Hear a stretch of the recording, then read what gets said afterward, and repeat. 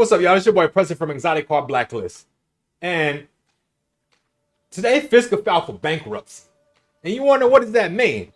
To me, it means nothing. To me, it means that there's a restructure coming. There needs to be a restructure at Fisker because whoever is running this ship right now is not running it correctly. The bankruptcy doesn't mean anything. The first time Fisker went bankrupt, it was because of a battery issue. Right now, Fisker went bankrupt because we are down to the wire of a weak demand. And weak demand and high interest rates is killing the EV market. Guess what?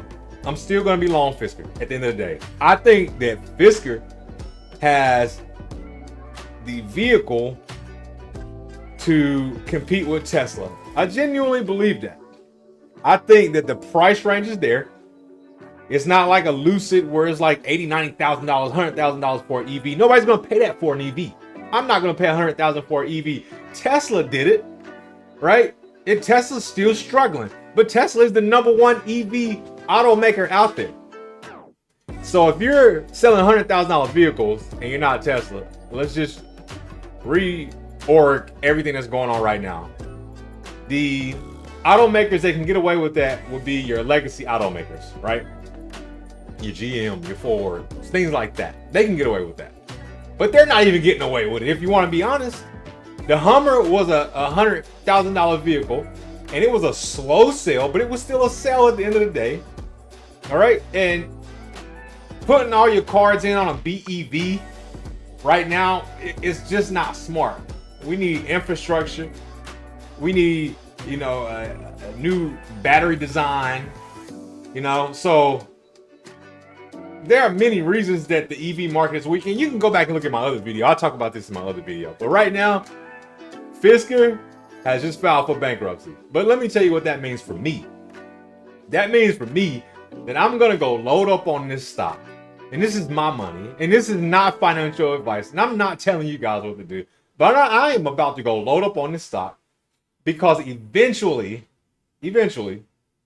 Fisker, when it makes it through this restructure from the bankruptcy, which is what it is, it will come out a stronger company. We needed this restructure because the company sells great vehicles. Now, granted, they just had a recall on 18,000 vehicles because something was going on with the door.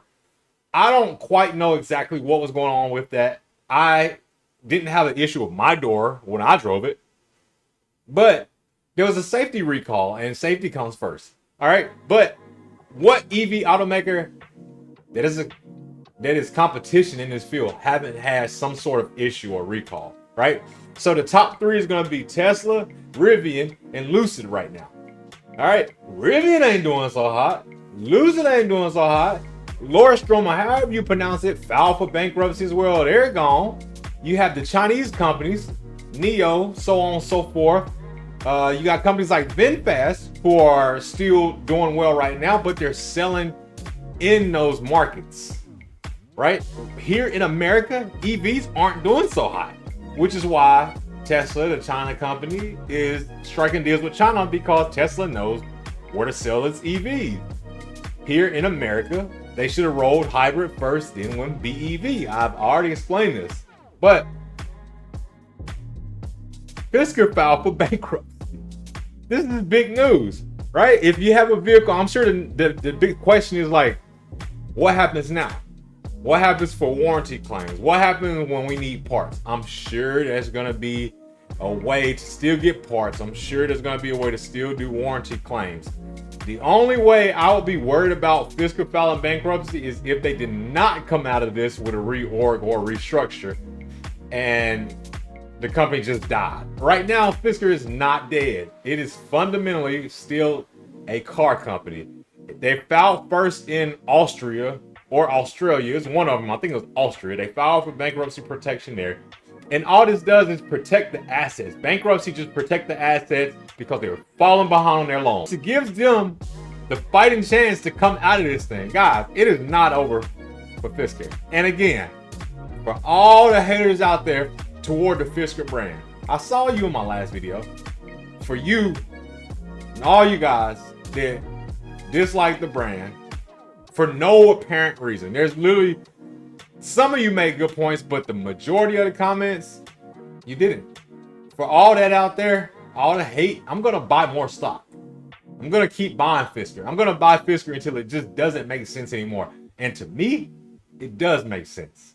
We just need this restructure to happen. This is not financial advice. I'm not telling you to go buy stock. I'm just telling you how I'm going to handle this, right?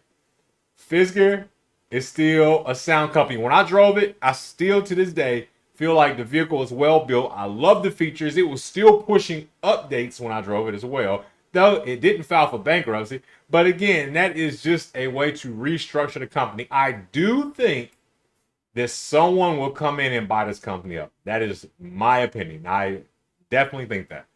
Fisker is a really good company. I think that there are a lot of automakers out there in the EV industry. And I think the big dogs, GM, Ford, Chevy, Toyota, are all looking at the EV automakers that are on the way downhill, and they see opportunity. That doesn't mean that they're going to jump on the opportunity. It just means they see opportunity. Somebody can still come in and pick this brand up. Somebody can still come in and pick up Rivian or pick up, Neo or Lucid. To sell the EVs, the price has to come down. I am not spending $100,000 on an EV when I can go buy a very nice vehicle for that. Now, granted, $100,000 seems to be a norm for cars nowadays, which is why they're sitting on lots. But you can't sell an EV for that when people already do not want EVs. Price them right, and when the price is right, they will sell. It's just finding that happy medium. But again, I am long Fisker. I just want you guys to know that I'm going to buy stock, and I'm going to keep buying stock until either Fisker dies and I lose it all, which I'm okay with doing. I can take that risk. Or Fisker comes out of this, and when Fisker runs to $1, I'm going to be good, because I plan to own, I don't know, somewhere around 5 to 6 figures of this stock. Like, that's just me. Again, this is not financial advice. This is me telling you that I believe in Fisker. I believe in the brand. There needs to be a restructure, but I believe in the brand. The fundamentals to me are there with the correct people in place. All right, so Fisker filed for bankruptcy. Who cares? Nobody. Your boy is out. I gotta go buy some stock. I'll holler at you.